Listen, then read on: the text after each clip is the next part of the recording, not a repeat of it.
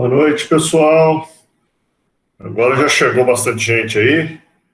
Tudo bem com todos? Passamos um filminho aí que sempre mostra um pouquinho a metodologia que a gente tem desenvolvido. Nós vamos então começar com a apresentação, né, pessoal? E a gente vai fazer aí hoje tem bastante tema para bater papo, né? Tudo modificou aí com essas notícias do mercado aí. Então, nós vamos dar um bate-papo bom, trouxe bastante material aí para a gente pensar e vamos conversar um pouquinho sobre o que está acontecendo e como começar algumas estratégias. Normalmente é uns 20 minutos, hoje eu espero talvez uma meia hora de apresentação aí, porque tem bastante conteúdo, então vai dar um bate-papo bom, depois eu vou abrir para as perguntas e aí a gente discute e debate aqui os assuntos que vocês tiverem, né? Então basta... Quem quiser vai fazendo as perguntas aí no chat, ou quem quiser levanta a mão também, lá embaixo, no canto direito, pode levantar a mão, e a gente vai abrindo o áudio e respondendo as perguntas, tá bom? Então, vamos lá. Bom, pessoal, então, subir os preços, né?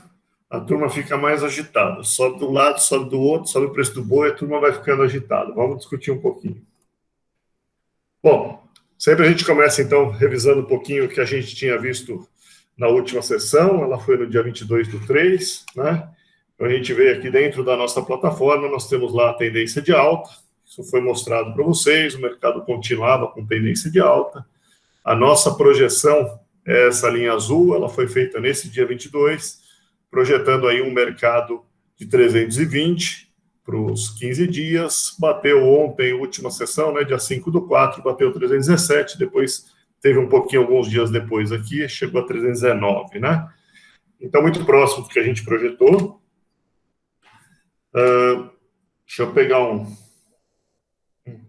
pontador de laser aqui, fica melhor. BMF,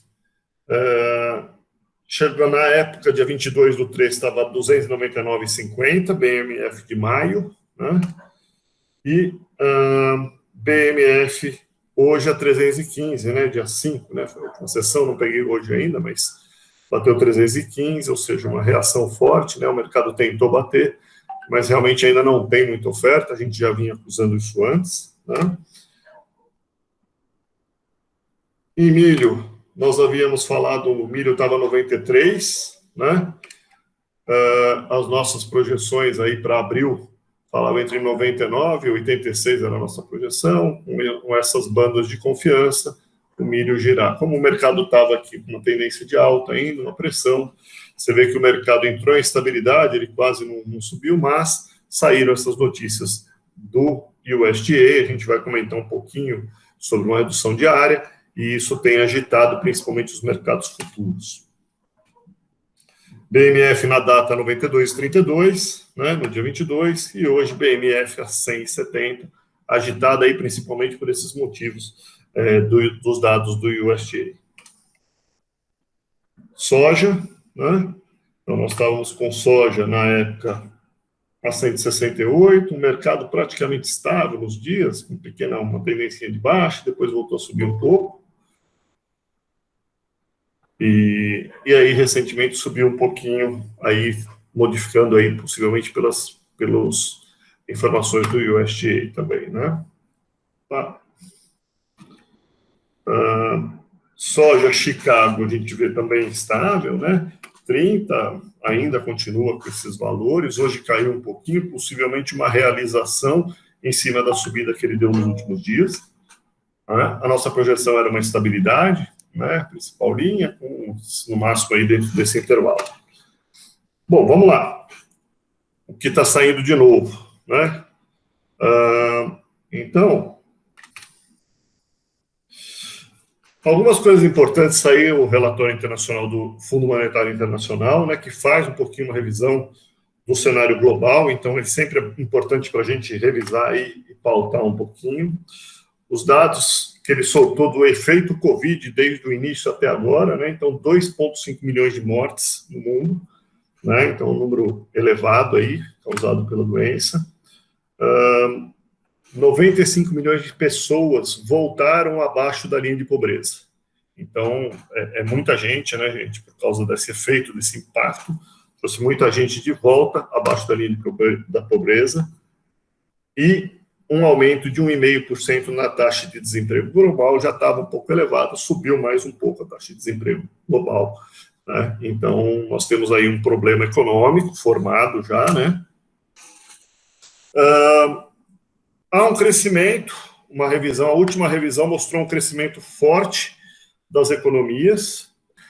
Então, há um crescimento forte das economias nessa última revisão, prevendo aí que as economias avançadas vêm crescer a 6%, né? E mesmo as economias emergentes, aí, em desenvolvimento, também com crescimento médio de 6%. Isso traz aí um lado bom, nós vamos comentar algumas coisas sobre isso. O primeiro ponto que eu queria mostrar para vocês, né? Vamos lá. Então, o primeiro lado aqui, ele faz uma revisão interessante, mostrando o seguinte: o efeito do Covid, né, com esse crescimento, e qual é o risco do Covid, né? Quer dizer, um cenário positivo daqui para frente, ou seja, vacinações mais rápidas do que o esperado, você ter uma distribuição dessas vacinas mais rápido, ou voltar a se movimentar, né, as pessoas a se movimentarem, você traz aí para um cenário global essa linha azul, seria um cenário positivo dentro do cenário básico, né? E um cenário ruim seria o inverso disso, né? Não conseguir vacinar, desaceleração, ainda continuar muito fechado. Nós temos aí um cenário, então, dentro dessas duas bandas, vamos chamar assim. O interessante aqui, gente, é que quando ele abre isso entre economias avançadas, né? Então, aqui é o cenário global, as economias avançadas, a gente começa a ver que as economias avançadas têm uma reação aí igual, um pouco maior que a do mundo, que são muito representativas, né? E a queda aqui, se houver um cenário negativo, é um pouco menor. Por quê? Porque elas têm mais recursos, elas conseguem reagir, então a gente tem menos efeito disso. Porém, nas economias emergentes, né, que estão sofrendo mais, não têm tantos recursos, já gastaram muitos recursos para tentar sustentar a população nesse período. Se você pegar essas economias, elas crescem mais lentamente, a reação delas é mais lenta, num cenário positivo, ela reage pouco, porque ela ainda está sofrida, e num cenário negativo, ela cai mais do que o cenário global. Então, o cenário negativo ele é pior para as economias emergentes, caso as questões do Covid não andem na velocidade que deveriam andar, né? A gente tem visto o Brasil aí com um cenário ruim, em termos de conseguir vacinar e acelerar suas taxas. Ok. Então, alguns indicadores globais mostrando por que esse crescimento está ocorrendo, e aqui é importante, né, gente? A gente tem aqui a questão da linha azul, que é a recuperação industrial, a gente vê que ela está forte, e isso demanda recursos, né? Principalmente começou a ocorrer uma demanda por bens duráveis nessas economias avançadas, carros, e isso dispara cadeias a se movimentarem para fornecer para isso, né? Então, é interessante. Manufaturados e serviços, né? É o indicador de compras, PMI é um indicador de compra dos gerentes globais, né? Quando eles realizam compras de insumo, a gente vê que está meio estável, mas o mercado global, o mercado de comércio global, ele tem uma reação forte com uma inclinação aqui. Isso é interessante porque esse disparo de cadeias, ele vai provocar as cadeias emergentes para começarem a reagir, né? Então, isso é interessante para a gente chama a nossa atenção que provavelmente as economias emergentes vão para esse lado de suprir essas cadeias. Tá. Ok.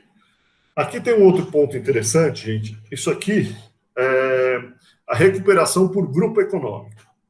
Então, nós temos aqui as economias avançadas em azul, as economias emergentes, considerando China, em vermelho, aqui as economias emergentes sem a China, em verde, e em amarelo, os países de baixa renda, né, de baixa renda per capita, que são África, países muito pobres.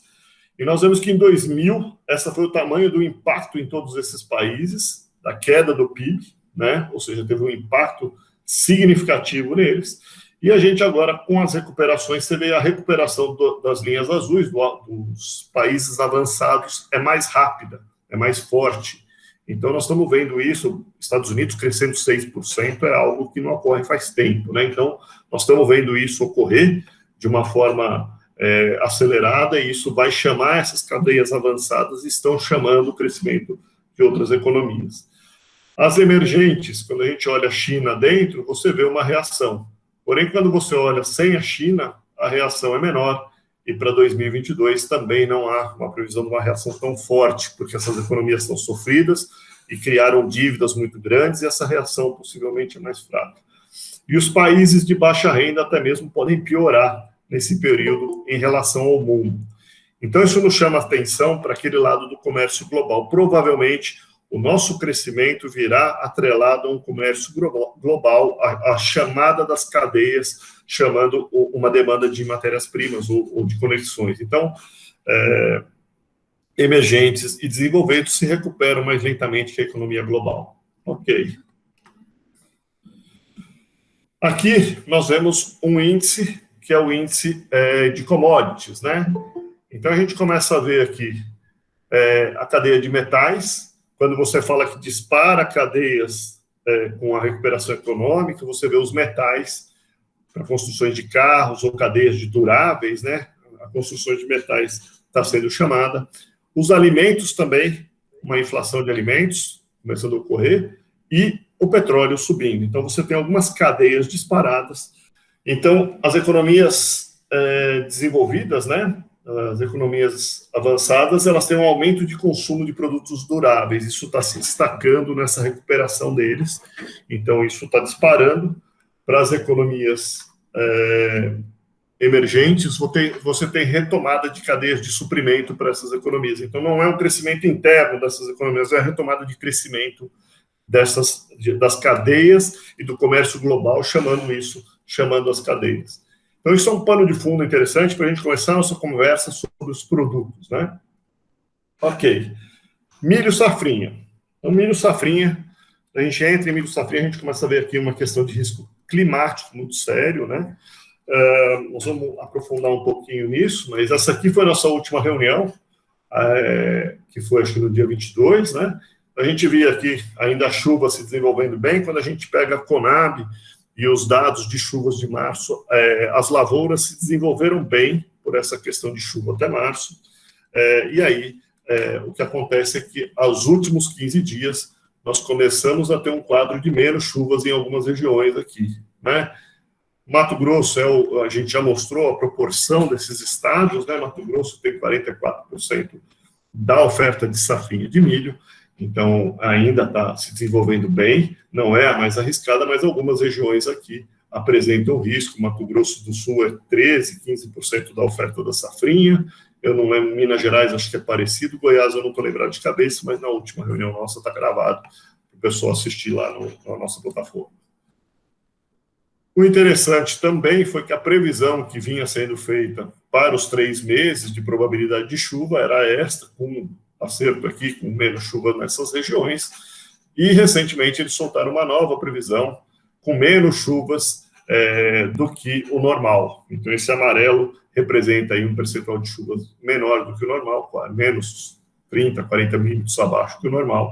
Então, isso para essas regiões agrava aí o nosso, se isso se concretiza, né, agrava o nosso risco safrinho. Ok. Aqui nós temos, então, as expectativas aí pela Conab, né?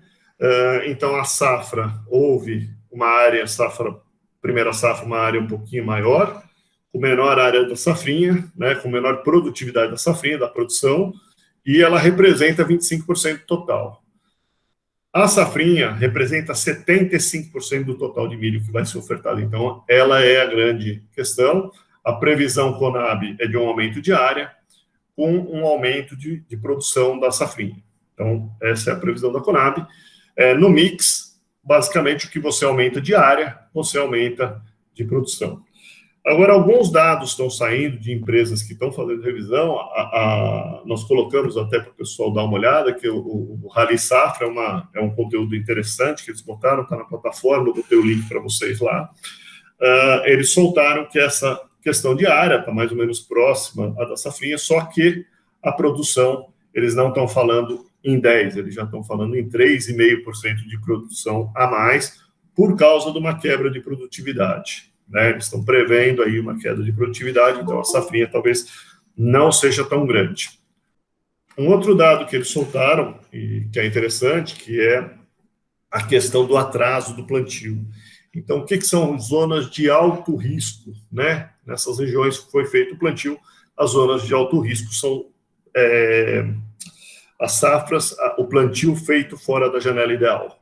Então, nós vemos aqui Mato Grosso, que representa 44% da produção, ela tem aí um risco já alto em relação ao passado dela. Agora, você vê regiões como Goiás, né, como Paraná, e oeste do Paraná plantado muito fora da janela. O oeste do Paraná, principalmente por causa das secas que atingem lá mais forte, está muito atrasado em plantio e tem, portanto, um risco incluso nesse plantio significativo. Não quer dizer que vai produzir mais, depende das chuvas, mas nós estamos olhando o quadro aqui, há um risco grande e, por isso, uma parte desse cenário está puxando os preços, né?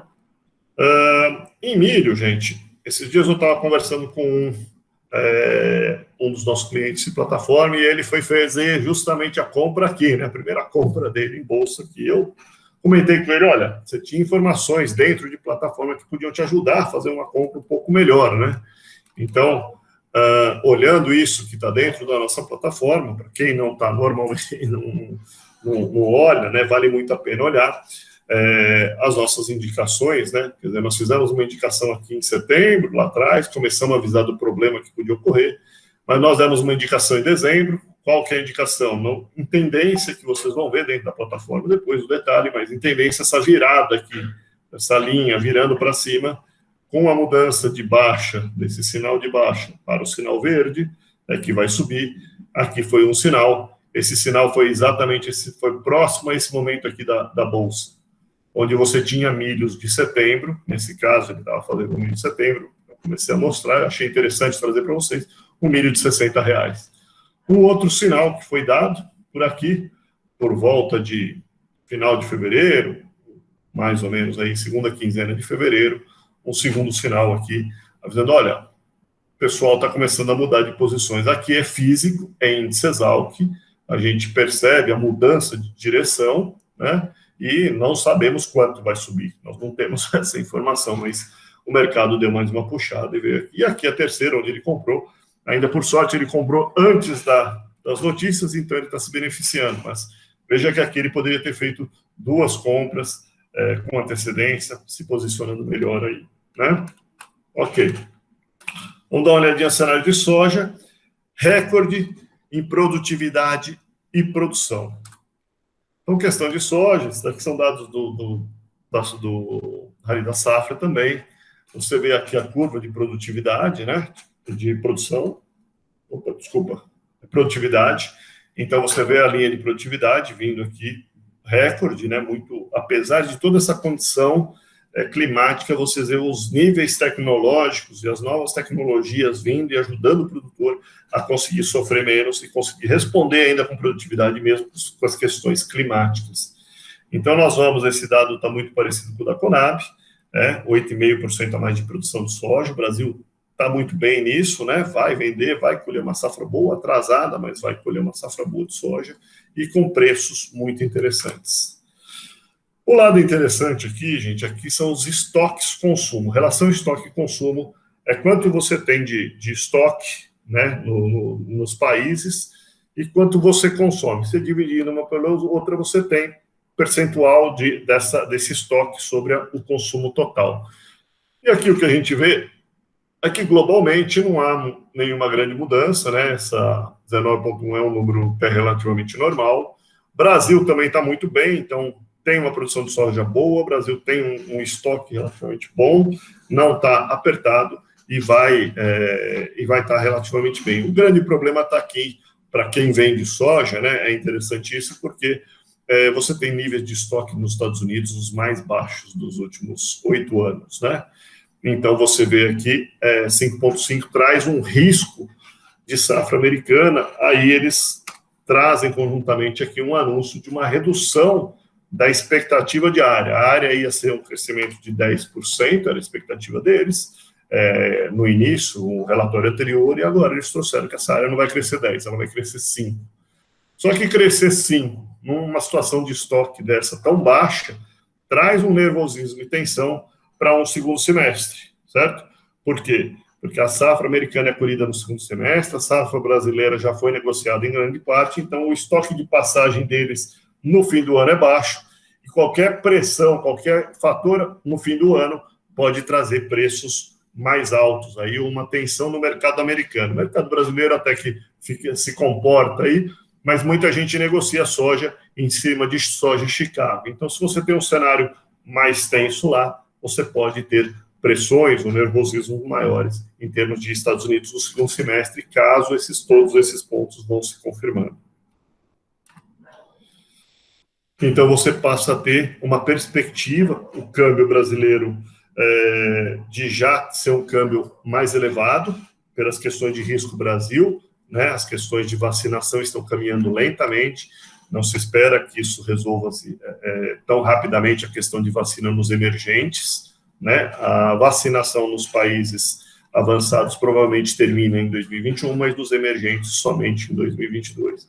Então, você tem um clima, uma tensão econômica, você tem uma tensão aqui de estoques, né, muito baixos no segundo semestre, e um risco de produção, né? Qualquer coisa que acontecer aí nesse nível de estoque, você vai ter preços nos Estados Unidos podendo puxar um pouco mais, ou preços globais podendo puxar, uma vez que o Brasil já deve ter vendido uma boa parte da sua safra. Ok. Então, quando a gente olha aqui o que está acontecendo nos mercados soja Chicago, né, lá fora, você vê que aqui, desde 2021, a soja disponível, ou seja, a soja desse ano, que é muito influenciada pela safra Brasil, tem se mantido relativamente estável.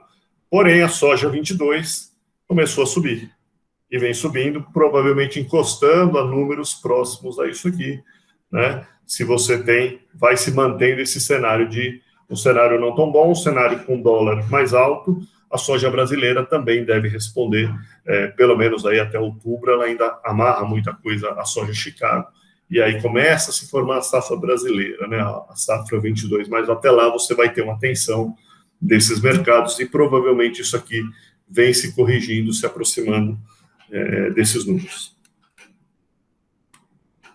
Brasil, em termos de pecuária, né?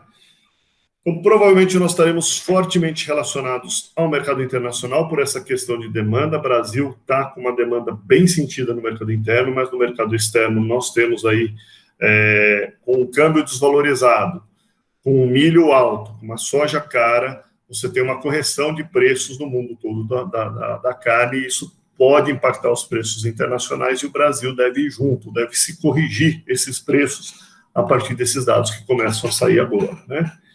Então, o confinamento, já estamos vendo o mercado futuro reagindo de alguma forma, e por causa dessas reações de grão, o confinamento a gente sabe que não ocorre sem grão, com um grão muito caro, né? Então, e a reposição ainda está muito cara, então nós vamos ter aí possivelmente um ajuste. Não sei se as margens vão estar muito boas, mas você tem um ajuste para pelo menos trazer uma viabilidade e trazer um pouco de animais aí nessa questão. E nós colocamos dentro da plataforma também, houve novos casos de peste suína, novas cepas, né, já está sendo anunciado aí na maioria das mídias.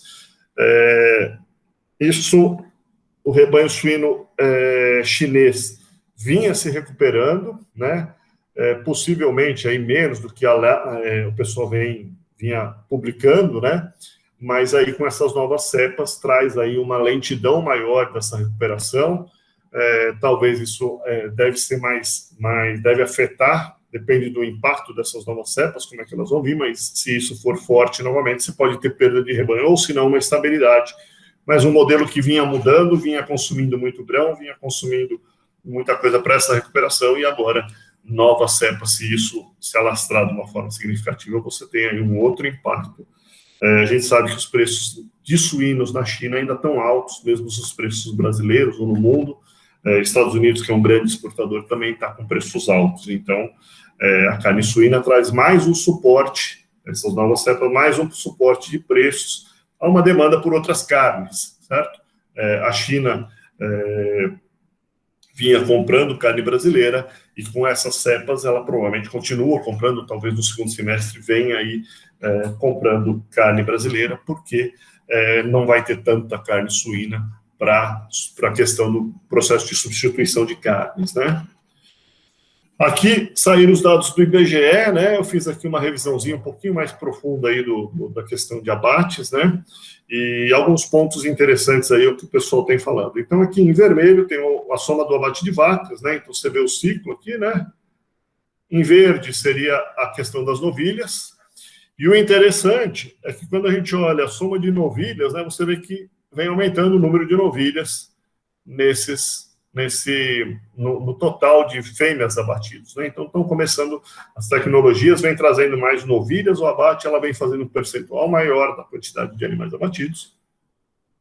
E o outro dado interessante, que muita gente tem falado aí na queda de produção, né, de 8,8% da queda do abate do IBGE, que é uma verdade, mas uma coisa interessante que não comentaram é que o peso das carcaças vem subindo. Normalmente, quando a gente vê aqui o aumento do abate de fêmeas, o peso da carcaça cai, né? Então, vocês repararem, olha, um aumento de abate, o preço da carcaça. O último aumento de abate não gerou quedas de preço médio das carcaças. As carcaças continuam a se estabilizar e voltaram a subir. Então, o Brasil está num processo, possivelmente, de um rebanho não crescendo na mesma velocidade, mas um rebanho que vem ganhando peso de carcaça pelo aumento de estrutura de ração, de confinamento e de tecnologia. Então, isso vem acontecendo e as carcaças estão subindo. Isso dá um outro efeito na questão de abate, né? Não é apenas a questão do abate de animais, né, que já está uma grande retenção de novilhas, a gente já vê que isso está acontecendo, de vacas, mas a gente começa a ver que aqui, olhando essa em oferta de animais, né, que seria essa linha amarela, né, a minha legenda não veio aqui embaixo, mas a linha amarela seria o abate em animais e a linha azul seria o abate em carcaças. E você repara que a partir mais ou menos aqui de 2015, essa linha azul começa a superar, mesmo que os abates não estão se superando, né, de vacas, a linha azul começa a trazer animais mais pesados, e esses animais pesados fazem com que o efeito de redução de abate não seja tão sentido em carne. Isso aconteceu décadas atrás nos Estados Unidos, quando eles começaram a reduzir rebanho. A gente falou sobre isso um tempo atrás, uns 4 anos atrás, comentei sobre isso num simpósio de confinamentos, e vem acontecendo agora, né? As carcaças do Brasil vêm subindo e você tem, então, uma compensação da queda de rebanho pelo peso das carcaças. E isso é uma coisa que deve permanecer daqui para frente, né? Pela pressão de não conseguir abrir áreas, você começa a trazer mais peso aos animais. Ok? Então, vamos para a nossa plataforma, dar uma olhadinha um pouquinho nas questões que estão aí nos chamando a atenção nos últimos dias, né? Então, o primeiro detalhe aqui, gente, aqui a gente vê produção de carne bovina, né? Em 2021, eu vou voltar um pouquinho só para vocês verem o impacto em 2020 dessa queda de abate de 8,8% que está se comentando no IBGE, né? Então, aqui a gente vê os últimos 12 meses, né? Aqui calculado, a gente calcula esse dado, e a gente vê que no acumulado, esses 8,8%, na realidade, significam mais ou menos 5% a menos de carne ao mercado, não chega a ser os 8,8%, por essa questão de volume de abates, né? O ciclo pecuário mostrou uma retenção muito forte aí em dezembro, né, que chegando nos níveis mínimos de retenção históricos de novilhas, e isso deve, de novilhas e vacas, né, uma retenção muito forte, isso deve trazer mais produção, começa o ciclo provavelmente a virar daqui para frente.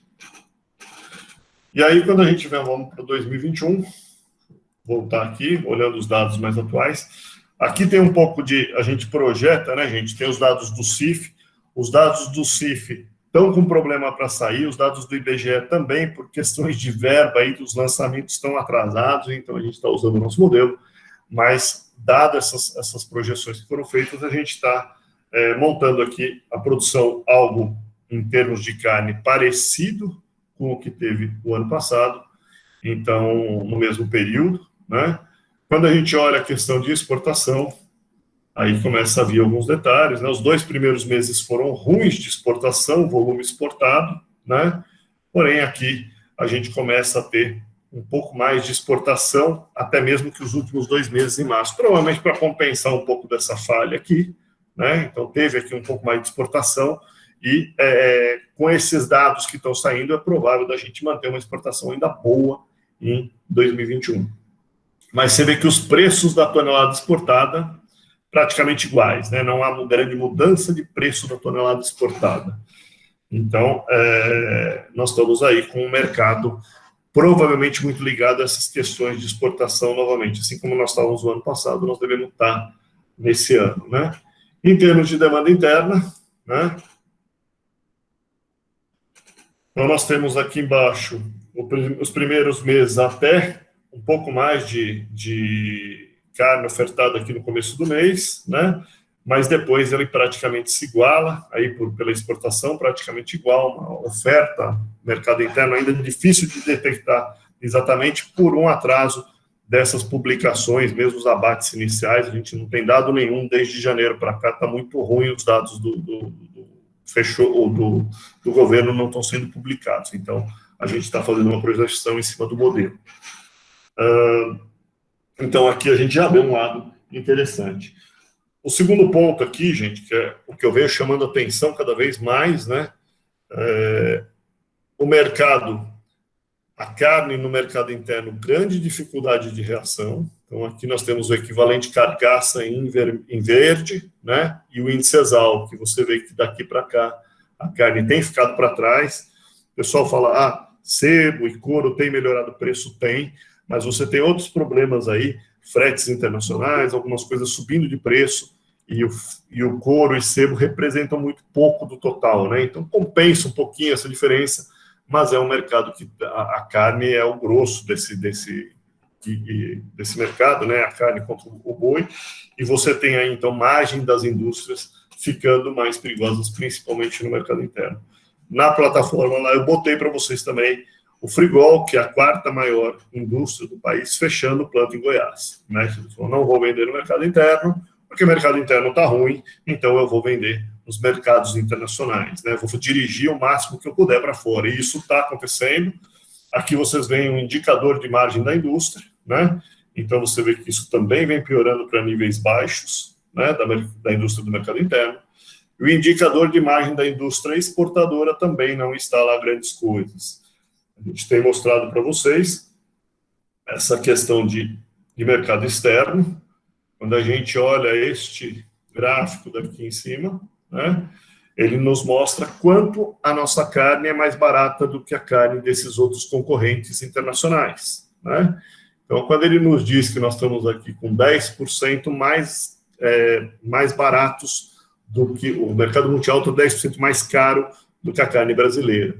Mas isto, o ano passado, chegou a ser 40% mais caro do que a carne brasileira, né? Então, eu vou voltar aqui só para ilustrar para vocês. Então, em 2020, nós tivemos aqui, olha, 40% mais caro a carne global contra a carne brasileira. Então, naquele momento, nós estávamos muito competitivos, margem da indústria muito interessante, tudo ok para o mercado internacional chamar a gente, né? E a carne brasileira voltando a patamares de $35, $36, que é muito barato. Hoje a nossa carne já subiu muito, está bem mais alta, e nós temos aí preços muito parecidos com os mercados globais, né? Então, você tem aqui Brasil falando em, vamos ver aqui, $56, Estados Unidos, né, que é uma $60, né, está muito próximo, né? Então, a nossa competitividade, e isso afeta a margem dos frigoríficos internacionais, está menor. Vamos, então, olhar realmente aí agora o curto prazo, né? O que está acontecendo em termos de mercado no curto prazo. A gente olha a metodologia que a gente mostrou para vocês dos vídeos iniciais, né, onde a gente tem a metodologia aqui que a gente usa para probabilidade de queda, né? Então, nós temos aqui o boi de São Paulo, né, que seria o índice ESAL, que é representado por essa linha. Ele não está com nenhuma probabilidade de queda muito alta, né? Quando ele ultrapassa essa linha verde, seria aí, olha, estou chamando a atenção que estou ficando pesado, ou seja, continuar subindo, vai continuar a carne está barateando, alguns fatores estão segurando a subida da carne, então ele tende a ultrapassar essa linha azul, né? Que seria a nossa zona de venda. Ela tem duas zonas, a gente coloca normalmente em mercados mais tensos, a gente bota ali zona 2, que ela vai capturar esse ganho mais acima, né? E a gente vê que isso vinha em alta, né? A gente estava com 310, próximo, na última reunião, a nossa mudança de mercado foi basicamente aqui atrás, né? Você vê uma estabilidade, que é um mercado mais estável, buscando onde eu vou, começou a virar alta, subiu de 310 e veio aqui novamente atingindo um patamar de estabilidade aí, a 319. Vamos ver o que vai acontecer. Estabilidade não quer dizer que vai cair, só está nos dizendo que, olha, o mercado agora equilibrou um pouquinho, está vendo para que lado que ele vai. Se ele voltar a atingir alta, pode ser que ele suba mais um pouco. Mas o importante aqui é que os mercados futuros reagiram, principalmente por causa das rações. Com um cenário de não muita oferta, você tem pouca ração, e a ração cara, para você incentivar a entrada dos confinamentos, você tem que subir esse preço do mercado futuro, senão você não tem confinamento com um preço de reposição também caro. Então, isso está acontecendo. Outro ponto interessante aqui que a gente estava reparando é que a gente consegue fazer isso para várias praças. Quando a gente olha outras praças do Brasil, muitas delas estão em alta ainda. Então, isso pressiona o preço de São Paulo, né? Então, eu vindo aqui em Minas Gerais, já botei Goiás, né? Vamos ver Minas Gerais, ó, aqui em estabilidade, voltou. Mato Grosso do Sul. Os preços também entraram em estabilidade, a gente vê esta linha, né? Esse quadro daqui é representado aqui nessa coluna. Mas a gente vê Mato Grosso. Mato Grosso vinha em queda, começando a dar um pouco mais de estabilidade nessa linha. Isso aqui está me indicando que esse mercado está ficando firme, né? Paraná, subindo, né? Rondônia, também subindo, alta e constante, né? Rio Grande do Sul, já um pouco mais estável, e Tocantins, né? Você vê que ou é estabilidade ou mercados ainda em alta. Então, é um mercado que ainda está empurrando para cima o preço do boi de São Paulo, e o preço do boi de São Paulo está um pouco pressionado.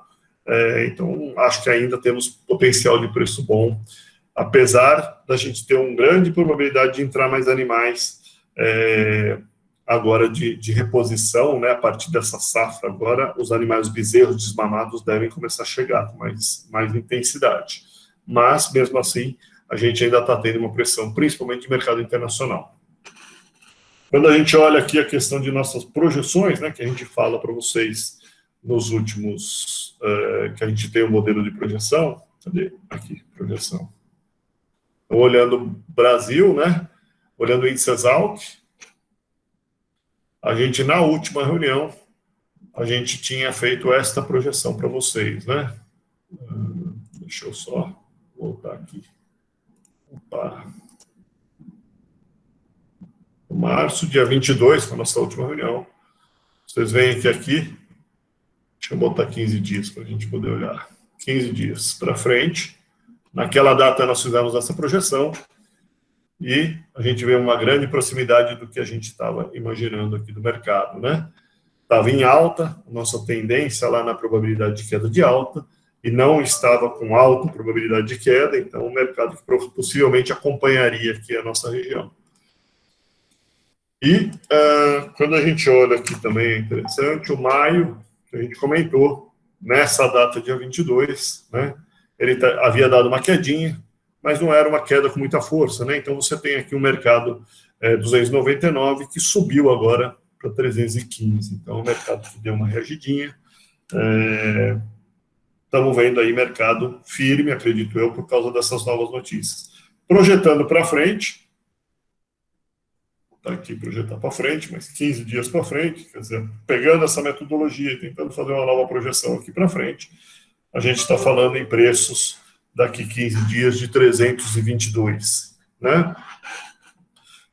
Isso pressionando, mantendo essa tendência aqui, se esse mercado continuar nessa tendência, provavelmente os futuros continuam com uma pressãozinha de alta e a gente pode ir olhando esse mercado. Então, acredito que Dado o momento de baixa oferta de grãos, baixa oferta, os mercados futuros estão reagindo para corrigir e incentivar confinamentos, né?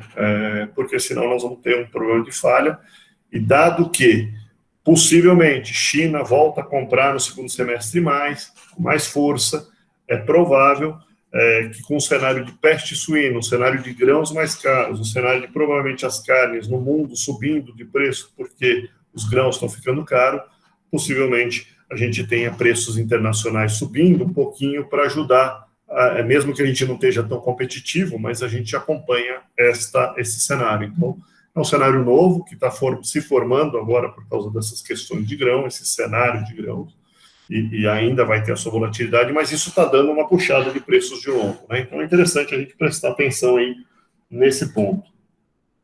Para a gente não se estender, eu vou voltar então um pouquinho na questão de milho, de grãos, só para a gente ver o cenário, né?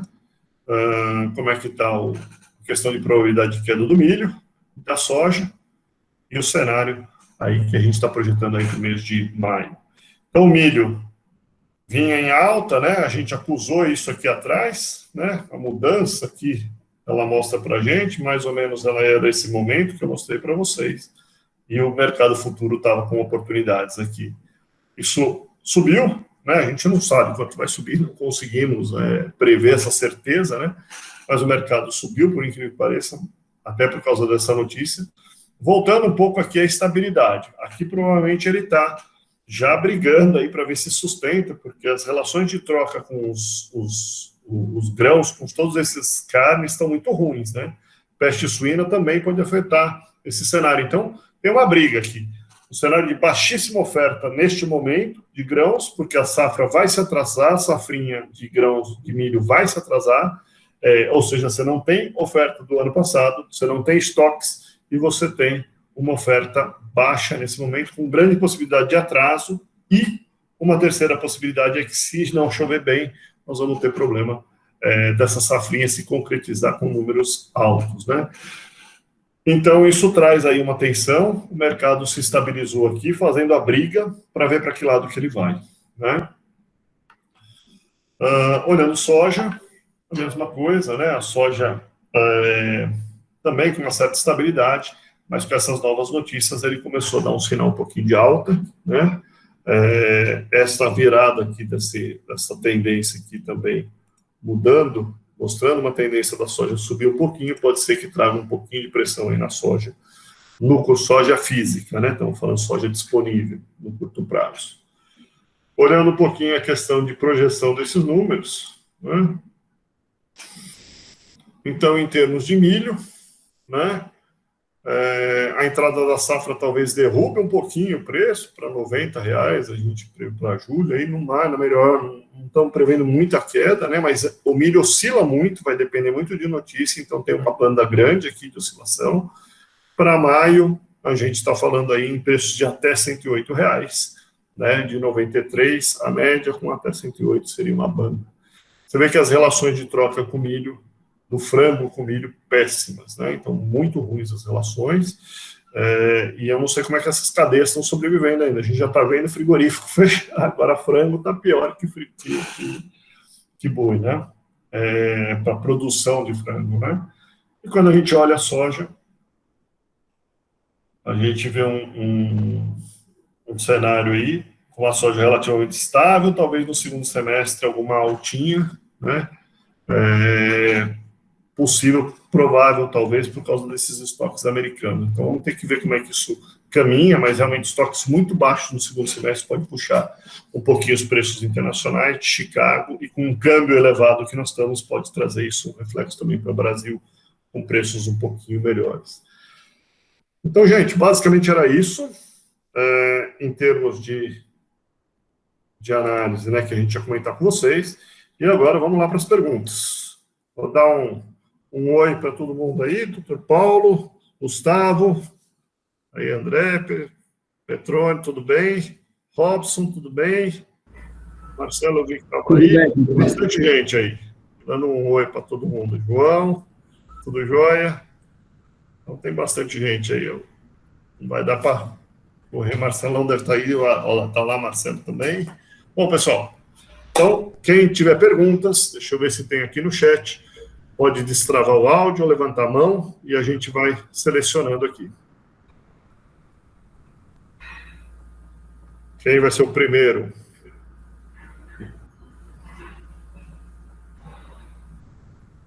Nenhuma dúvida? Tá bom, hein? Assim que é bom, quando o mercado só tá tranquilo, todo mundo dormindo, sem sono, dormindo. Doutor Paulo, então, não tá mais nem se revirando na cama, né, doutor Paulo? Eu tenho tanta dúvida que, se eu for começar a fazer pergunta aí, você não vai dormir hoje. Vamos lá. Eu estou numa posição pouco comprada de insumos para o confinamento. Sim. E estamos um pouco sem rumo aí, né? Porque quando você pensa em milho, quem não travou lá atrás, agora ficou muito difícil. Os alternativos também acompanham, né? E sem ter uma certa segurança aí com contratos ou com produtos já internalizados na fazenda, fica muito difícil você travar boi no mercado futuro, muito arriscado, né? Não difícil. Travar é fácil, né? Então, eu vejo esses dados aí que você apresentou de probabilidade de chuva, safrinha, como que você enxerga milho, assim, olhando para a meteorologia, pelo menos de médio prazo, como que você enxerga a produção? A Conab anunciou aí 82 milhões de toneladas, né? E como o Brasil é muito grande, o horizonte de cada um de nós está muito mais próximo da sua região. Na minha está péssimo, né? Muito ruim. Como que você enxerga, assim, que vai caminhar, olhando pelo lado da meteorologia, a nossa safrinha? Assim, meteorologia, eu diria para o senhor que é quase impossível a gente prever, né? Os melhores dados aí têm erros muito grandes, né?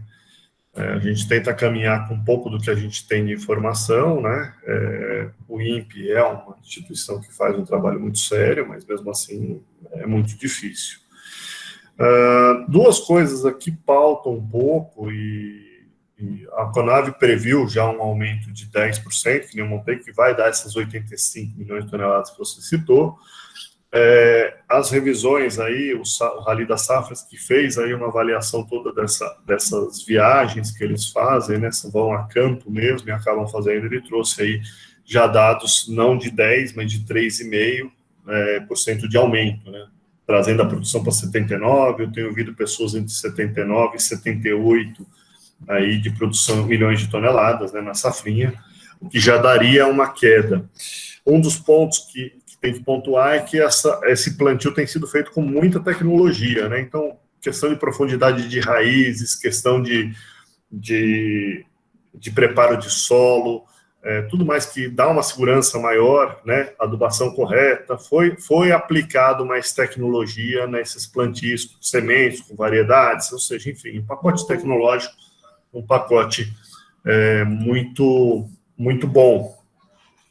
Então, assim, nós vimos aí a questão de soja, né, que todo mundo, mostrei para vocês aí, as previsões de produtividade vieram boas, apesar de climas piores até do que o ano passado, né, a soja veio aí com uma produtividade média boa.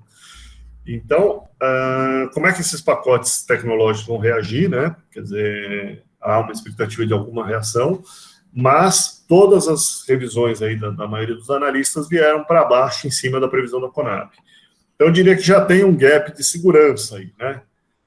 Lógico que a gente não sabe clima em termos de abril, maio, a previsão aí do INPE é de menos chuvas, mas já está incluso uma parte de previsão, né, que tenta-se fazer uma estimativa aí de regiões chovendo menos, já está embutido nessa queda de 10% a mais de previsão para 3,5%.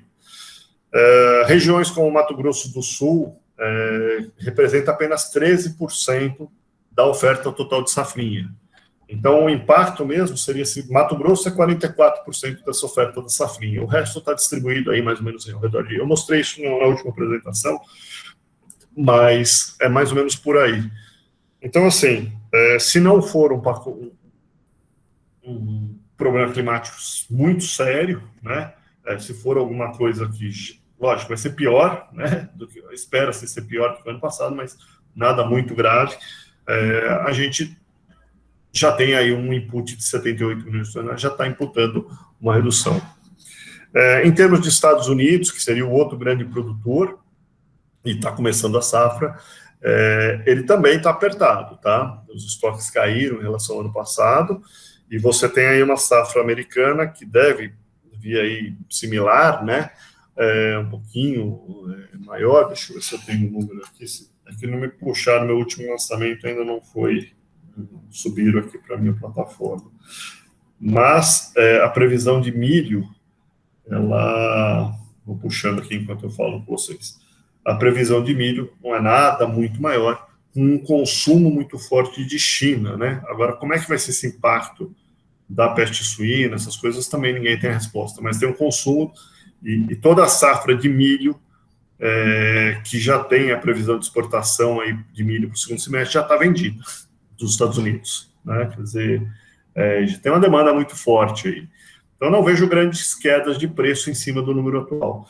O que eu estou vendo é que é muito provável uma correção de preços futuros, né, doutor Paulo? A gente não esperava esses preços, essa reação, esse tamanho de preço de milho, ninguém esperava, realmente, a gente sabia que estava enxuto, mas esperava-se com esse pacote tecnológico, né, que com esse pacote de preços, que a economia reagisse, as economias reagissem com plantios maiores, né?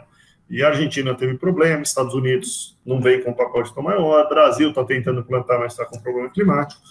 Então, eu não vejo redução por esse lado. O que tem é, possivelmente, uma reação dos preços futuros tentando consertar ou atrair o confinador, atrair as pessoas para botar gado.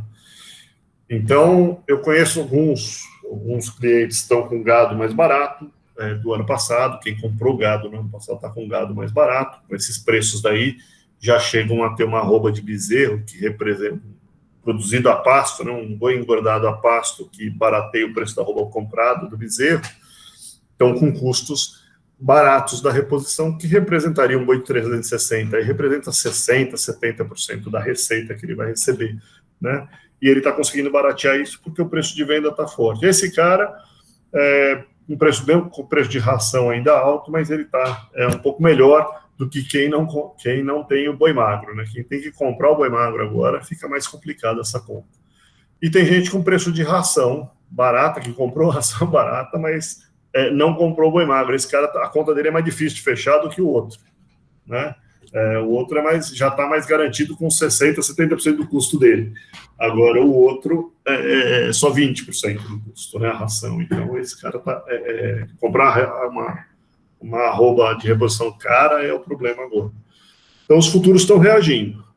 E quem conseguiu comprar a reposição aí ainda está melhor, porque eu acho que o futuro vai reagir para pagar a conta da ração, né?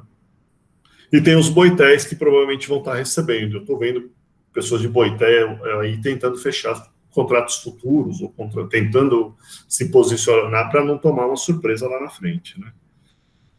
Então é difícil da gente falar segundo semestre, mas assim, eu acho que os preços estão bem altos, podemos ter alguma surpresa, depende de clima, mas os mercados futuros vão tentar corrigir para viabilizar. O senhor tem experiência como eu aí, de já ter vivido vários ciclos, né? E se o preço está ruim, o boi não entra no confinamento, né? Aí você tem um repique. Então, a minha sugestão é jogue o máximo para frente que você puder o gado, para poder esperar que o mercado reaja. Se ele reagir o suficiente, aí você entra, faz a trava, né, para garantir o resultado, e faz o seu giro, que é de 90 dias. Agora, se não reagiu a tempo suficiente, você tenta jogar para frente o gado, né, para ganhar tempo de mercado. Deixar o mercado reagir. O mercado vai precisar reagir. Ele não vai andar sem preço. Pessina, mais uma pergunta. A se manter o câmbio atual, qual é o preço de paridade internacional do milho brasileiro? Mais ou menos, olha, 4,6 bushels vai dar... Agora, eu não lembro de cabeça, mas eu tenho... O milho brasileiro estava um dos mais caros, tá? Mas o grande problema, doutor Paulo, dentro dos milhos, eu não lembro de cabeça, agora eu tinha esse dado do USDA que soltaram. Depois eu dou uma olhada para o senhor. Mas, assim, o milho brasileiro estava entre os caros, mas não estava tão diferente dos Estados Unidos, né? Estavam mais ou menos próximos, o brasileiro estava caro. O grande problema está no milho chinês, né? O milho brasileiro e o... Vamos ver aqui, ó. O milho brasileiro hoje deve estar... Deixa eu pegar aqui. Ali na projeção tem. O milho brasileiro deve estar uns 16 dólares, mais ou menos. Eu acho que o americano está em 12, 13, se eu não me engano, tá? São os dois principais exportadores. A Europa, a Ucrânia está um pouco mais perto lá da China. Então, você tem aí mais ou menos uma paridade. Agora, o grande problema está no milho chinês, né, que está em 27 dólares. A saca de milho lá subiu muito, ultrapassou os preços do trigo lá, né, que é uma coisa rara.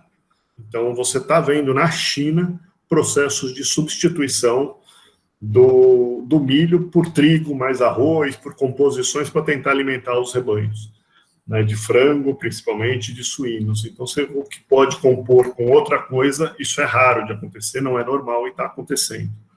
Né? Então, você vê aqui, ó, o milho brasileiro, nós estamos aqui com 16, quase 17 dólares. Né? O milho americano deve estar nos 13, 14, eu não lembro de cabeça, mas é questão de fazer uma conta aí. Deve estar por aí. Então, a questão mesmo, eu acho que é o milho chinês que está demandando, estão comprando, porque estão com um problema sério. Provavelmente, né, pode ser uma questão de produção lá, uma quebra de safra, que eles não anunciam, eles são muito ruins de comunicar, né, as coisas, então pode ter até mesmo uma quebra de safra lá, e aí eles estão correndo atrás de milho fora. Mas o preço do milho lá explodiu, 27, 28 dólares a tonelada a saca de milho lá. Né? Na China. Então, na China. E o milho chega lá, deve estar chegando lá 18, por aí, milho importado. Então, eles estão buscando fora, né? Quer dizer, tem o que tem que comprar fora. Estão comprando milho fora. Vieram aí com uma demanda de 20 milhões de toneladas, onde eles raramente compravam aí 27 milhões de toneladas, né? Onde raramente eles compravam 5, 6 milhões de toneladas, importavam. Hoje eles estão importando 27, 28 milhões de toneladas, aí vieram comprando forte. Então, isso muda o cenário. Nós tivemos todos esses agravantes aí que estão presentes até uma nova safra se formar, mas Ucrânia produziu 10 milhões de toneladas a menos, Estados Unidos produziu menos, passamos um ciclo de virada com pouca oferta, estamos entrando numa safrinha atrasada, com clima com risco. Então, tudo isso está presente no cenário para a gente construir. Só que isso é um cenário global, essa é a questão, né? Um cenário global, está caro em vários lugares, a Europa começou a importar menos milho, alguns países já começaram a importar menos, você vê alguns países com alguma reação, frango na Índia, eu comentei semana passada, frango na Índia quebra na cadeia de produção, né? Começou a não ser viável, então eles pararam de vender frango e sobrou milho para exportar para a China. Então, exportando em vez de frango, exportava milho, né? Então, tem esses fatores ocorrendo, tentando equilibrar o mercado. O mercado está numa briga, porque essas relações não estão viabilizando. Tá? Então, esse é o cenário que está aí. Então, eu acho assim, está alto, já muito alto. Quem não comprou, talvez vale esperar um pouquinho aí para ver se essa safra chega e a gente talvez consiga comprar. Quem está com muito receio, talvez compre uma call, alguma coisa de curto prazo. Se subir, você tira um pouco desse risco, né? E se cair, você se aproveita da baixa. Compra uma call de 2 meses, 3 meses aí para frente, mas não vai estar tão cara. E talvez você consiga proteger uma eventual alta mais significativa do milho, né? Seria talvez uma estratégia. Tá? Deixa eu ver aqui. Oi? Dr. Paulo? Tá. Então, aqui, o Luiz perguntou, você acha que vale a pena ficar vendido em maio de boi? Você está falando, Luiz? Não sei se a pergunta é sobre boi. Se for sobre boi, ele não respondeu aqui para mim. Ah, sim, ok. Então, em termos de boi, a gente vê aí um cenário firme, né? Uma oferta baixa, ainda muito baixa. O grande risco está a chegada de eventuais vacas que estão retidas aí, é um cenário de retenção de vacas muito significativo, e pode começar a chegar. Eu acho que o abate nesse ano, ele não sei se ele vai ser menor, o provável dele ser um abate igual ao do ano passado, mas é um nível baixo de abate. Talvez com um pouco de recuperação aí para o final do ano, um pouquinho de matrizes começando a ser abatidas. Então, deixa eu só ver se alguém está com o fone aberto aí. Se for o caso, fecha o fone. Então, você tem aí esse cenário em termos de boi curto prazo, que eu acho que é um cenário relativamente seguro. Mas, como é maio está aí, se há algum receio de queda, uma put, comprar uma put no mercado futuro, eu sei que a maioria das pessoas não trabalha, mas vale a pena aprender a mexer, né? Custaria muito barato e você tira o risco de queda, né? Se o mercado cair, vai custar pouco, e se o mercado subir, você se aproveita da alta. Então, você tem boi para vender em maio, está com receio, eu acho que o maio ainda está firme, mas mercado é mercado, né? O meu maior receio hoje, gente, eu já vi isso acontecer no passado, é notícias como a do Frigol, que para de abater no mercado interno. Então, eu já vi isso no passado, e essa notícia, quando vem de indústrias, hoje a indústria está mais organizada, ela simplesmente, eles param, fecham 5, 7, 10, 15 plantas de uma vez. Ao fechar essas plantas, eles ajustam a oferta e a demanda, e aí o mercado para de ter força para subir. Então, se isso ocorre, seria o meu grande receio. Notícias como a que eu vi do Frigol, e sei que muita indústria no mercado interno está sofrendo, e aí as indústrias grandes, com a exportação, elas provavelmente não fecham, mas elas podem tomar uma atitude dessa, para tentar equilibrar o preço e criar margem para eles trabalharem. E aí, se fizerem isso, o mercado tende a ficar mais estável e perde um pouco da sua força de alta. Ok? Mais alguma pergunta, gente? Gustavinho está quieto hoje. Marcelo, está escondido aí.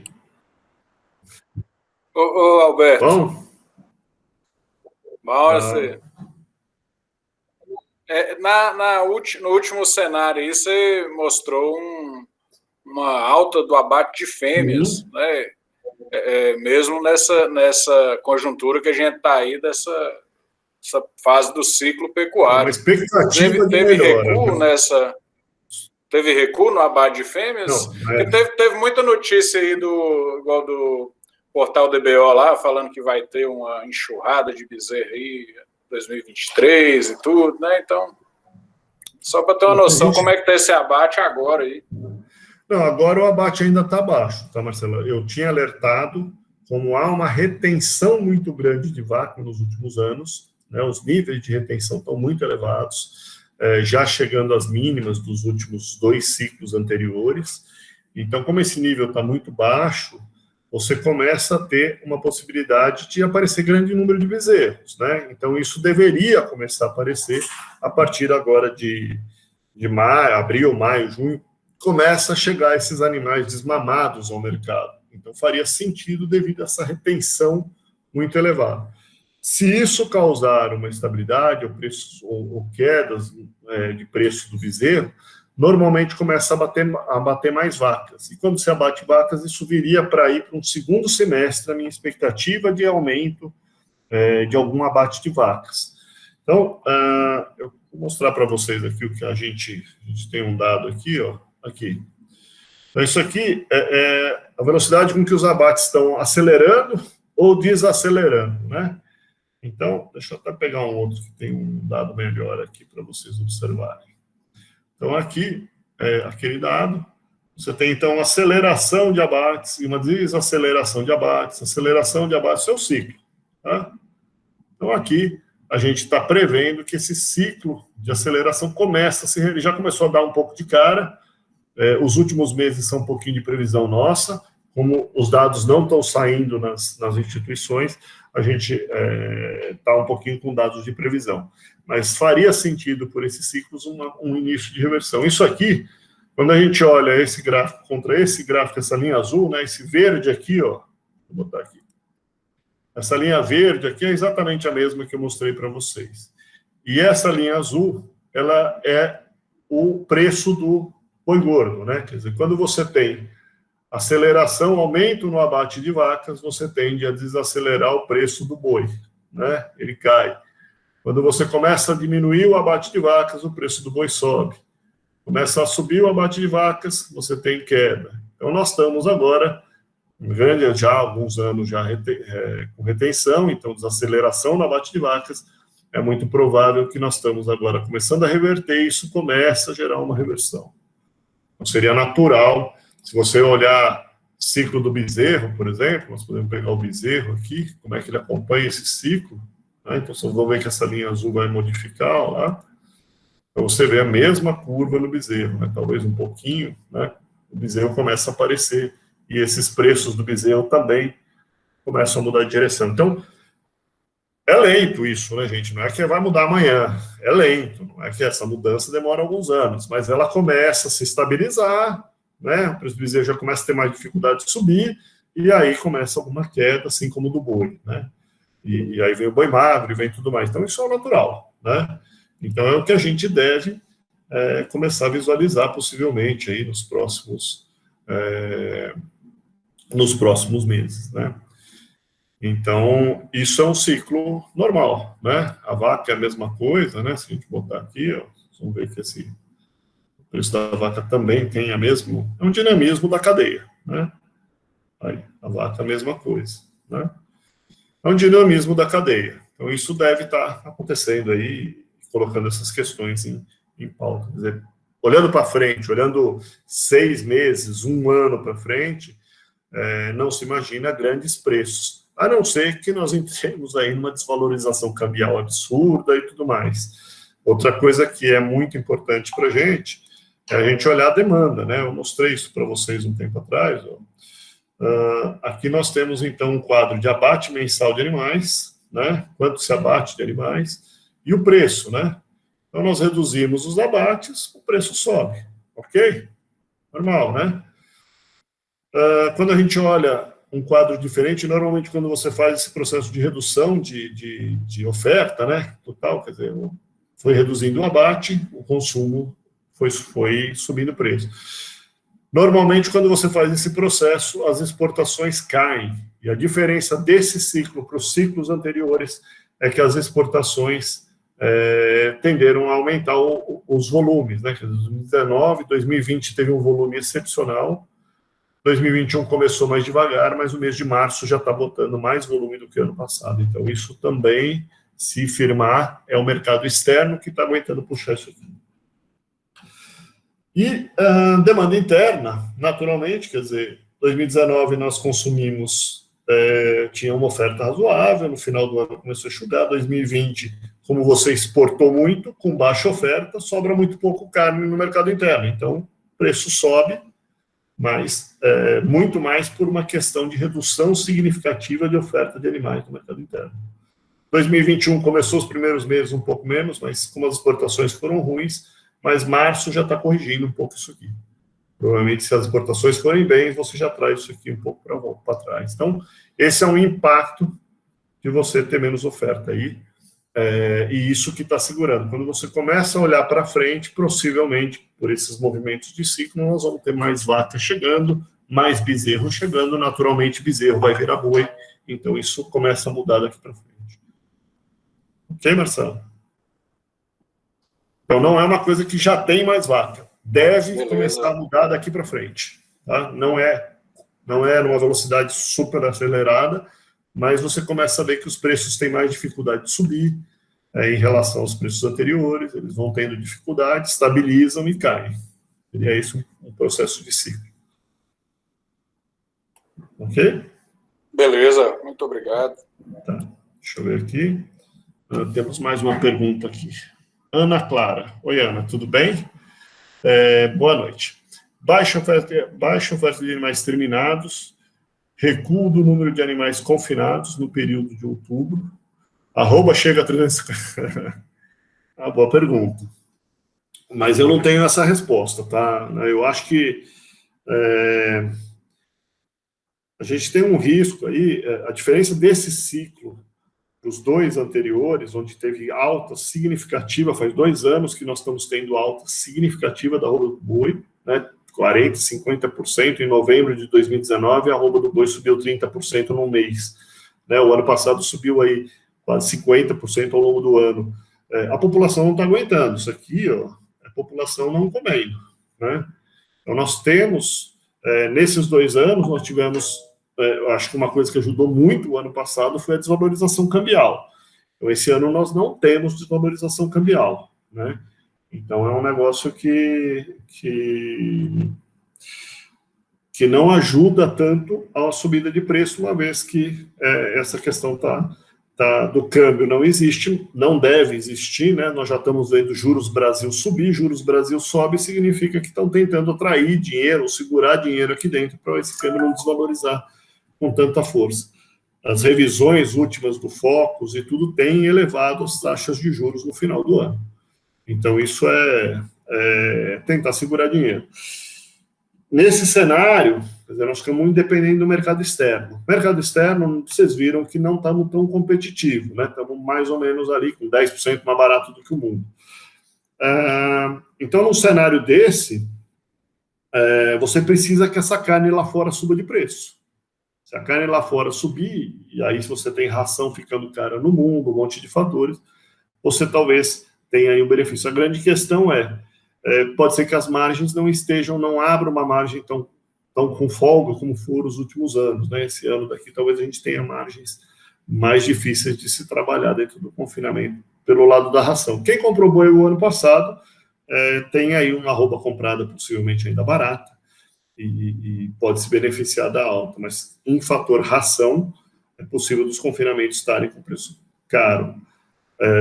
E aí você fala uma arroba do 350, né, esses dias, antes dessa altinha que deu agora, vender o boi de agosto, 310, que estava falando, não vale a pena, né, com o milho mais barato do que está hoje. Então o boi de agosto está com dificuldade de reagir, mas ele não está tendo negócio também, vai ter que pagar mais, né? Então é essa dificuldade. Eu acho que a gente tem que, o mercado vai reagir, tentar corrigir, pode ser que vá a 350, eu diria que não é impossível, tá? Não diria que não é impossível, dado o preço, esses fatores, né? O boi lá fora subindo para poder atrair. O mercado interno não aguenta consumir essa carne. Então nós vamos ter que ter mercado externo comprando o Brasil. É essa a minha impressão, tá? O Luiz, existe alguma relação segura de sal proteinado energético com trava de milho na B3? Existe, mas não hoje. Dá para se fazer. No passado a gente já teve essas relações. Basicamente, a gente chega a ter relações normais do mercado, tá? Então, quando a saca de milho atinge valores de 4,7 a 5 sacas de milho por uma arroba de boi, isso chega a atingir no mercado futuro, você tem um potencial de uma trava que você pode fazer, né? Você trava o setembro contra o outubro, e isso já chegou a acontecer, e você trava uma relação boa no milho São Paulo. É lógico que cada praça tem uma diferença, um diferencial de base, né? Mas isso existe para cada praça. Então, isso vai ser ajustado pelos diferenciais de base para suas regiões. Mas dá para se fazer. Hoje não tem esse preço está caro. Está fora, assim, está inviável. Eu tenho essa relação aqui na plataforma. Deixa eu ver se eu só ilustrar para vocês. Aqui. Então, quando a gente vem ver aqui Deixa eu entrar aqui. Ó. Milho. Selecionar.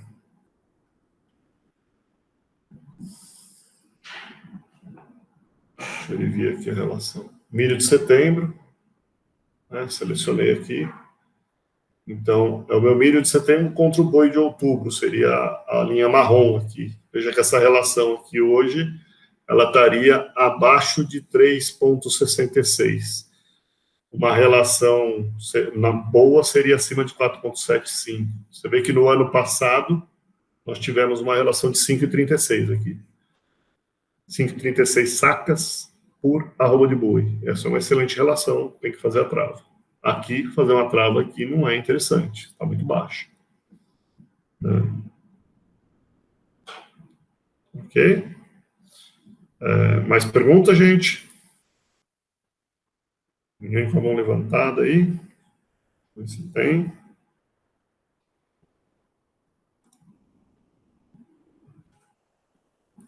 Pergunta, gente?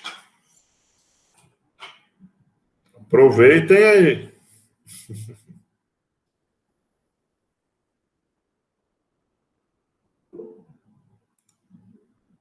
De nada, Luiz, de nada, Ana. Prazer. Então, pessoal, Gustavinho, você que está lá no Tocantins, quais são os pepinos lá? Nenhum? Roberto, boa noite, tá bom? Rapaz, pepino nenhum, graças a Deus, só coisa boa, viu? Aí.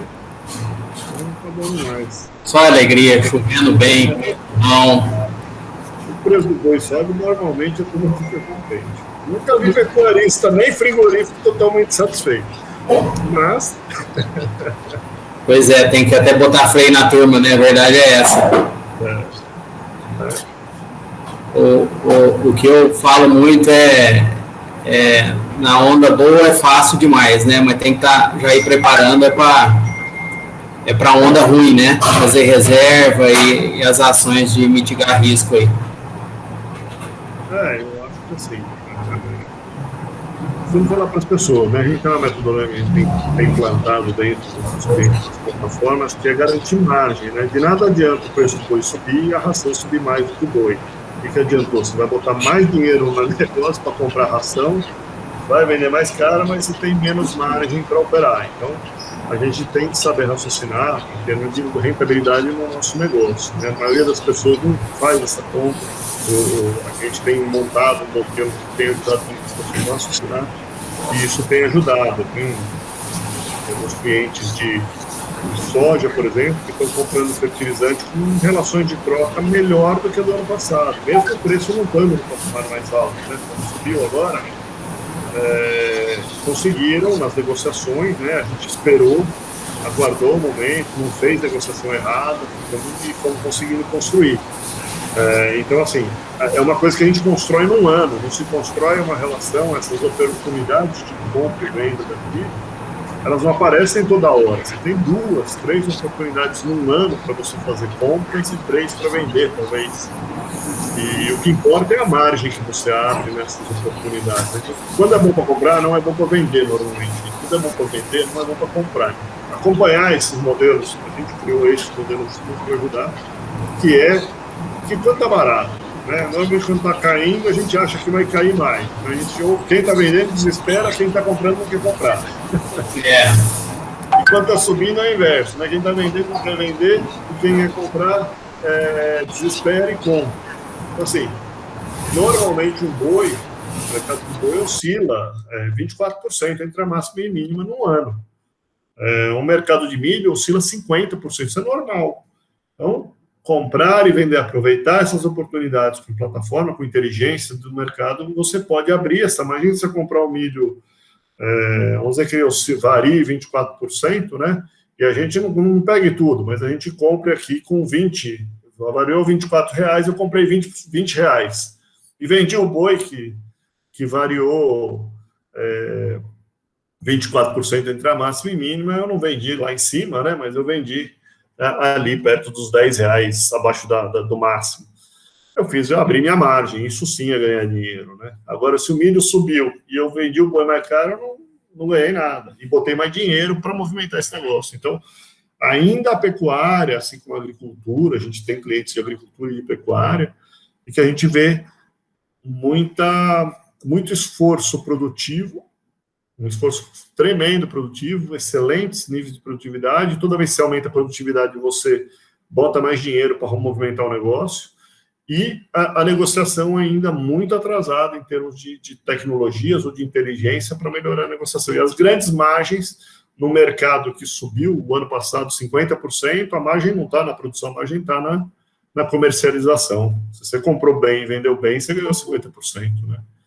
Então, essa é a diferença que a gente vê aí, e a gente sugere para as pessoas estarem começando a trabalhar isso de forma mais inteligente, com plataformas ou com questões mais inteligentes aí. Modificam muito a margem dos negócios, né? Nós estamos com clientes abrindo bastante a margem dos negócios por fazerem negociação melhor. Não é a produção, você planeja, ela vai redondinha. É difícil de você ter um grande problema produtivo, né? Até porque você tem muita tecnologia hoje. Roberto, e o que a gente tem visto aí é a turma investindo no negócio, né? Está tendo muito dinheiro, muita disponibilidade de recurso. Tem instituição financeira que não tinha foco em agronegócio e agora está com foco total. É um negócio do Brasil hoje, né? É um negócio do Brasil. E investindo para todo lado, os produtores melhores, investindo mais em tecnologia, investindo em máquinas.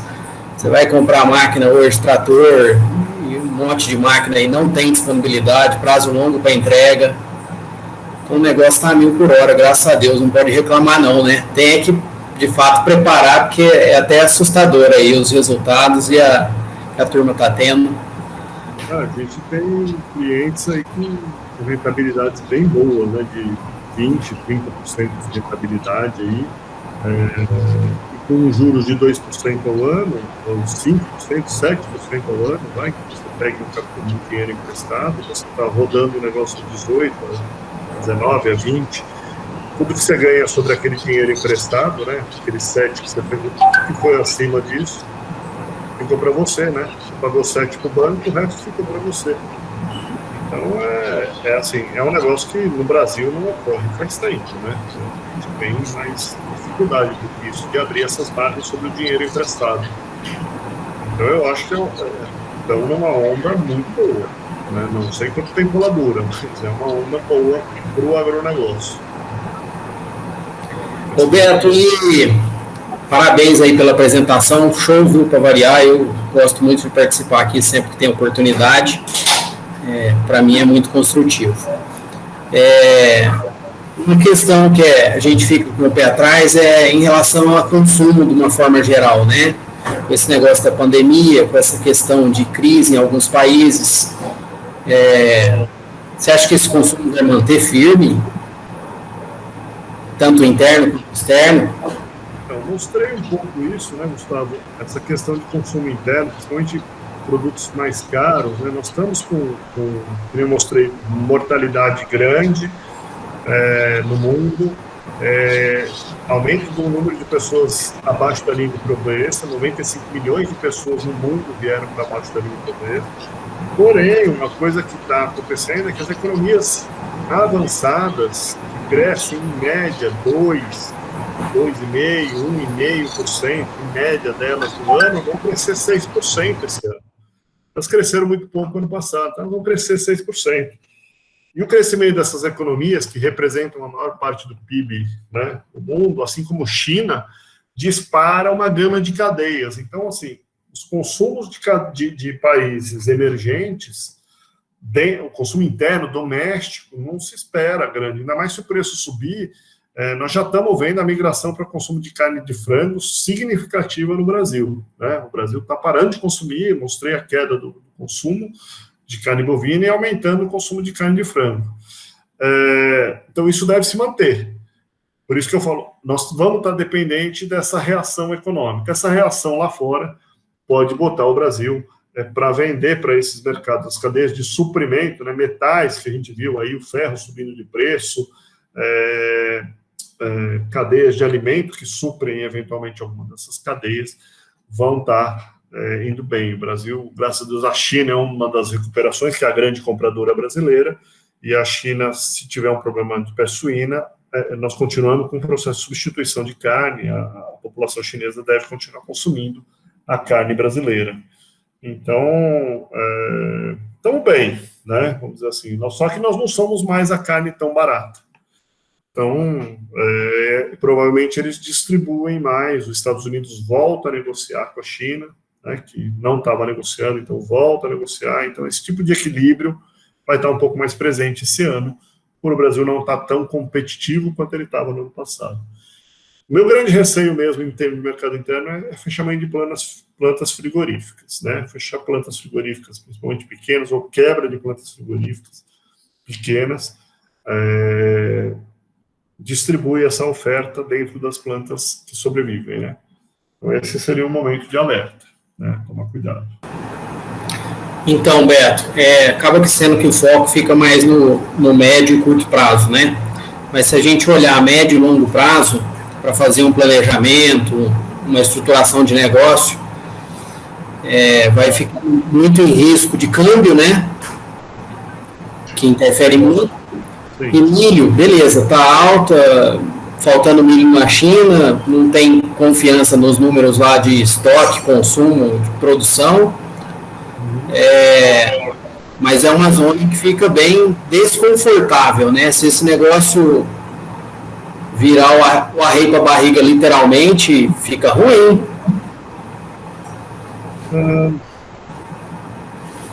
Em termos de câmbio, né? Esse ano eu acho que está ficando cada vez mais claro que o câmbio vai ter que estar maior, né?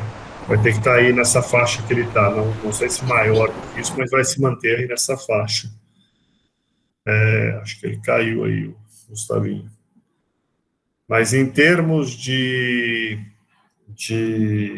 crescimento, as economias emergentes devem começar lentamente, conforme essa recuperação dos avançados ocorre, os emergentes vão começando a melhorar o seu cenário, e daqui a pouco os avançados começam a se estabilizar ou voltar, né, e os emergentes começam a ter um pouco mais de crescimento.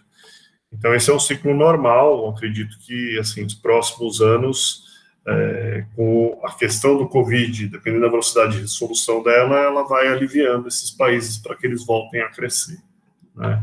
Olhando no longo prazo, eu acho que é claro que no longo prazo está cada vez mais claro que o mundo precisa comer, né? A questão de alimentação do mundo é uma questão grave em qualquer lugar qualquer país, né? Se você não tem alimento, você tem luto, tem revolução social, você tem problemas sérios. Então, alimento vai ter que ocorrer, o crescimento global está demandando, e o Brasil é um grande fornecedor, principalmente em carne bovina, né? Porque carne bovina você não produz em qualquer lugar, né? Você tem que ter terra. E terra disponível hoje é o Brasil e a África, né? Os outros países têm grande dificuldade. Assim, potencial de aumentar a produtividade é Brasil, né? A África também.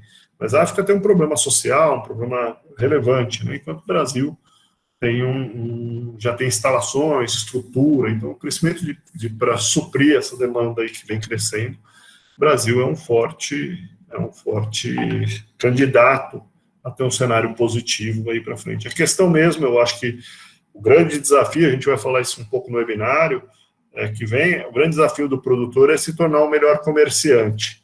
Ele é muito produção e ele acaba apanhando na produção porque o preço sobe, ele não compra e acaba perdendo. Ele não tem uma visão de comercialização, ele não trabalha a margem, ele não tem uma questão de gestão, e ele acaba sofrendo muito com as questões operacionais, né, de compra e venda. E aí ele acaba não conseguindo a margem, às vezes. Tem produtores tendo grandes margens e produtores que, cada vez que ele investe mais, é mais fluxo de caixa, né? Eu aumento uma unidade animal, eu preciso de mais uma cabeça por hectare, mais X de dinheiro. Hoje um bezerro é 2.500, 3.000. Você vai comprar um bezerro aí, até mais R$3.000 para você botar ele numa área sua. Você dobrar ou triplicar a lotação que tem capacidade para fazer com tecnologia, você precisa de mais esse recurso. Então, é muito dinheiro, né, gente? A gente precisa aprender a fazer a boa gestão disso, porque é aí que está a margem. A margem grande do negócio está aí, né? Uma negociação que você faz de R$500 a mais ou R$100 a mais no bezerro é direto no seu lucro, né? R$100 a mais é direto. A produção não, assim, depois pode ser que produza, tenha chuva, seca, tal, não é direto, mas a negociação é direto. Negociou bem, tanto na venda quanto na compra, você bota direto no caixa. Então tem que ter modelos, a gente vai lançar daqui a pouco alguns modelos para ajudar, mas esses modelos nossos já têm ajudado muito os produtores a tomar a negociação. Muito bom, Beto. Show de bola. Obrigado, viu? Pessoal, última pergunta. Alguém aí quer tirar dúvida? Os novos que não vieram aí? Senão nós vamos encerrar. E agradecer aí. Alguém quer fazer uma pergunta? Então, Gustavinho, um abraço. Obrigado. Um abraço para todos, muito obrigado pela presença. E aguardando vocês aí nos próximos. Vamos dar um sorriso aí, abrir as câmeras para dar um sorriso aí. Vou dar um print screen de vocês aqui. Vou dar um. Aí, deixa eu só botar aqui. Tá. Bonito. Caramba, falta minha tecnologia. Não estou conseguindo. Gerou. Vai, mais uma aí, sorrindo todo mundo. Bom, pessoal. Obrigado. Valeu. Falou.